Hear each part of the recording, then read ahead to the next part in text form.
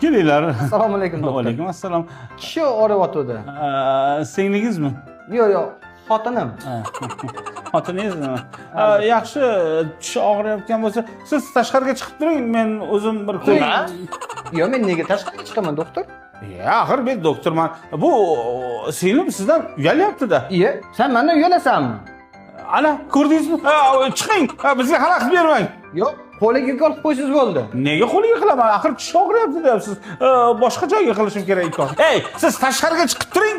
Bu xotinim bo'lsa, doktor. Xotiningiz bo'lsa, axir men shifokorman. Chiqib turing. Yo'q, faqat qo'liga. Qo'liga? Men qo'liga kor qilmayman. Boshqa shifokorga boraman. Qo'lingdan bo'lmasa, tur ketdik. Qayoqqa? Qo'yini, doktori. Singlim. O'ylab ko'ring. Biz boshqa shifokorga boramiz, yur. To'g'ri. Qo'liga kor qilarmishman. 5 yil o'qib, qo'liga kor qilamanmi? Xotinining tishi og'risa, kardiologda nima bor?